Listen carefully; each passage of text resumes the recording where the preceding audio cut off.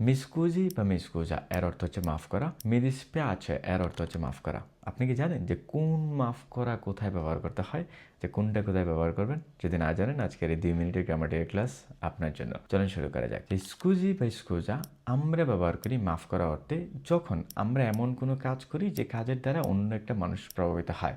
যে ধরেন আপনি চলার সময় আপনার হাত লাগছে, একটা মানুষ ব্যথা পেয়েছে, এই জন্য আপনি ক্ষমা চাইলেন যে আমাকে মাফ করো, যে মিসকুজি বা মিসকুজা। বা আপনি রাস্তা পার হইতেছেন, একটা মানুষ রাস্তায় দাঁড়ায় আছে, ওনাকে বললেন যে স্কুজি, আপনি ক্ষমা চেতেছেন, ওনারা প্রভাবিত করলেন, উনি একটু সরলো, এই জন্য আপনি ওভারটেক করতেছেন, পারমিশন হিসেবে নিলেন মিসকুজি, আপনি মাফ চাচ্ছেন কারণ উনি ওনার নর্মাল জায়গা থেকে যে একটু সরে যাইতেছে বা প্রভাবিত হইতেছে, এই জন্য।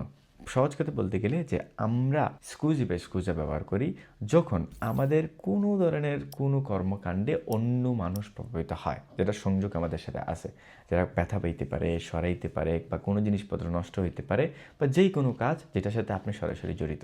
ওকে, এ তখন আমরা ব্যবহার করি স্কুজি বা স্কুজা। অন্যদিকে মেদিসপে আছে, মেদিসপে আছে আপনি মাফ করার অর্থে ব্যবহার করতে পারবেন স্কুজি বা স্কুজা সব জায়গায়, যেখানে আমরা স্কুজি বা স্কুজা বলে আসছি।